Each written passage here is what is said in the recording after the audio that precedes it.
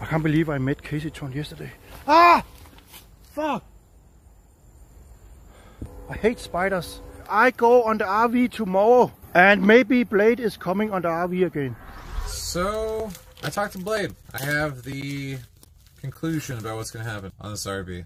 I changed my tune. I believe Blade. I'm 100% in, well, not 100%, but I believe Blade. I talked to him. I had a conversation with him, and from talking to him and to hearing his side of the story and with some new evidence, I believe Blade. I understand. I think that he is not in the wrong. I have evidence, new evidence from Gucci's that pretty much shows that he is 100% not responsible for this. This is her comment right here. I can show you this. Clip that, whatever the f you want, right there. I will read it to you right now. Hey, I've been watching. I'm all for you guys hearing him out. I asked his side too before I saw the clips. Just remember, I didn't say he raped me or molested me at first. It wasn't until I actually started watching clips and listening to all the people that were watching that night where I was like, yeah, I think something happened. I admit, though, I shouldn't have blacked out easily. And yeah, I don't know what happened exactly. But you guys know Blade's past behavior better than me, right? I talked to him. I looked him straight in the eyes. And at this point, I'm ready to side with Blade. I'm ready to continue on this RV trip with the entire cast on it, and we're gonna leave tomorrow, and we're gonna have Blade on it, and that's about it. We're gonna continue going on this trip with everyone on there. I made a mistake. I too hastily decided to go along with something, and it's not at all conclusive as to what exactly happened. So until the evidence is there, I'm ready to give him the benefit of the doubt and to continue on this RV trip and to support my friend, and that's it. We're gonna continue on with everything, and I apologize to Blade for, you know, for everything, and I think that until all evidence has been seen, that's worthwhile to give my friend the chance that he deserves. So we're gonna continue on the RV trip. We're going to Chicago tomorrow, and that's pretty much it. What do you think about streamer houses, Richard? Yo, I mean, streamer houses, the late great Total Biscuit was on point where he just said they're glorified frat houses and they're not conducive to a lot of business that streamer houses want to achieve. I mean, it does depend on the people in the house. Like, what's that one where like Lily Pichu and Scara and Offline TV? Yeah, you know, they're all like, you know, like well-educated, well-rounded, like normal, you know, human beings, right, who are good at what they do. But then you look over at some of the other houses, like when Ice Poseidon just threw like a bunch of like, you know, just fucking like they would have literally all been homeless, like if the streaming house hadn't happened, because they just weren't functional in any way. And you got like 40-year-old alcoholics and junkies and loot. Listen, Richard Lewis, I guarantee you were watching the fucking stream the entire time. He's a viewer, man. Everyone's a viewer, man. Everybody watches. Like, man. Come on, man. People aren't watching this because it's good content. They're watching it because it's like watching a fucking car crash in slow motion. You know what I mean? So I guess you know, it does vary fucking different, like pretty wild. I mean, that was the point, though, right? The whole point of the house was to make retarded ass things happen, right? Retarded content, ridiculous shit. That was the whole point. It's like reality TV drama, all this other shit. That was the whole point. So yes, people did watch the disaster because it was entertaining, and I feel like that's the entire point of any sort of streamer house. He actually put Lily Pichu and like the whole offline TV house as an example, but they don't really do anything together besides play board games that would be considered a house activity. I feel like the house that I had was definitely more entertaining, even if it was a shit show. But like I said, that's the whole point of the situation that I had going. So I don't know. I felt like the streamer house that I had was full of drama and all this other shit. Kind of like, you know, yours was fun. Yours was like big, a fucking. It's like Big Brother. It's like reality television. So that was the whole. Like a scuffed Big Brother mixed with a little bit of Jersey Shore, like a little bit. But yeah, that was, you know, that was what we were going for. So. Wow, you were on the news. Jordan Peterson talking about you. And then we have the streamer whose real name is Ebenezer Lambert. Ebenezer is known, from what I've been told, to be extremely violent gay activist and to be aggressive towards people who he deemed straight. His behavior reminds me of communists in the 1920s. I think we need to watch these types of people on the internet like Ebenezer. These people can sometimes have a following, and that can have negative consequences on the world. Being a gay activist is not wrong, but in the case of Ebenezer, this is extremely wrong. In my opinion, should be harshly punished, unfortunately. I do not know if in the case of Ebenezer Lamb it should apply, but for Mr. Paul Denine, again, from what I've read, seemed to be the fellow streamer, gay activist, and friend of Ebenezer Lemby, I do not know. Then again, I've only briefly read about what happens with these so-called streamers on YouTube and other social media. You know what it is? One of you motherfuckers have found yourselves in his chat, probably sent some links and talked shit and said the worst, giving him the wrong perspective.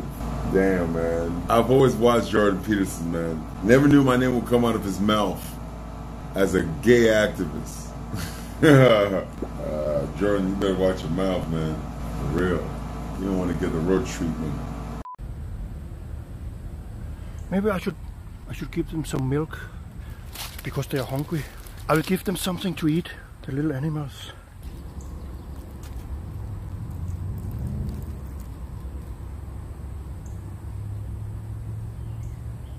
Do you think they like that? Then I put this back, and then they can say nom nom nom. What's my overall opinion of Ice after all? I don't know, he said a lot of shitty things. I know some of it was for his stream. Some of it was just because he's trying to be edgy for a stream, and some of it he probably really believes. I don't mind hanging out with him. Like, when you have a back and forth with him and hang out with him, I don't think he's like, you know, he could be fun to hang out with.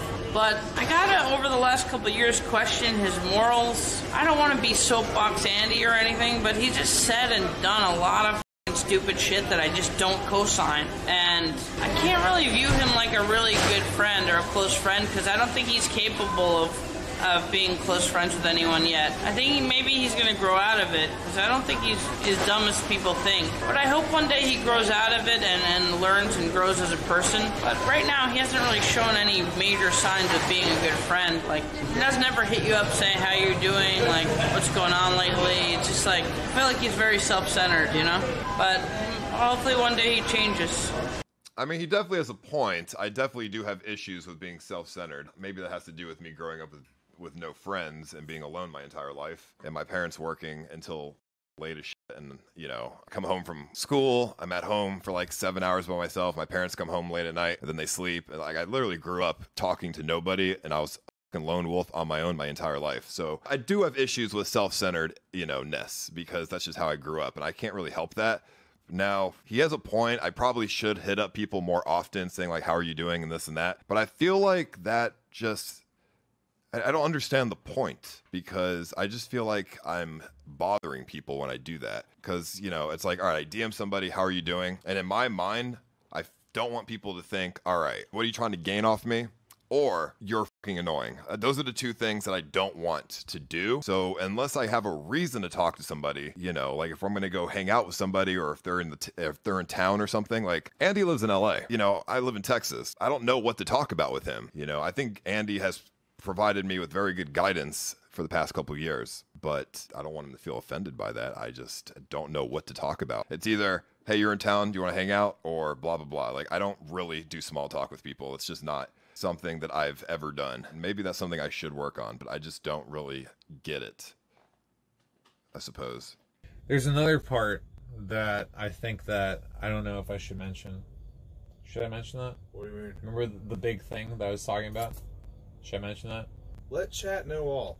Okay, apparently it deleted Chat deserves to know everything that's going on. Okay, apparently it deleted this comment. I don't know how they did that. I didn't know you could delete comments on Reddit. So the day that Blade's Streamlabs got banned, a couple hours before we actually got the news that it happened, POE, SF, so whatever the it is, he's a big commenter on IB2. He said that I got Blade's Streamlabs banned, and if you let him back in the RV, I will get Bjorn's and your Streamlabs banned as well. I didn't take any account into it until that day later on that Blade's PayPal or Streamlabs got banned. So it was many ways a way to protect me and Bjorn. That's why I said I have to talk to Bjorn and Blade at the exact same time in order to make sure that we all are on the same page and we know what's happening. Bjorn made it very clear that we should not ever succumb to terroristic threats, like one person saying that we have to change what we're doing because they will ban our Streamlabs or something like that. But that is what happened. They said that they would ban all of our Streamlabs if Blade was ever allowed back on here. Blade's Streamlabs got banned that day. I was incredibly worried about my shit getting banned as well. And on top of that, I was worried about the bad press and all the shit that would come with it. But I looked into his eyes today, and it told me that he's innocent. I don't know. And after everything that happened with Gucci's and all the like this, that, other thing, it seemed like I had to give him a chance. So I don't know. So we're gonna fucking do it. Go to your bed. Come on, bud. Where are we? We're in the RV. Oh. Go to bed. Go to your bed. Okay. You'll be more comfortable in your bed. Yeah, dude. Have a good night. You're fine. Ow. You're good.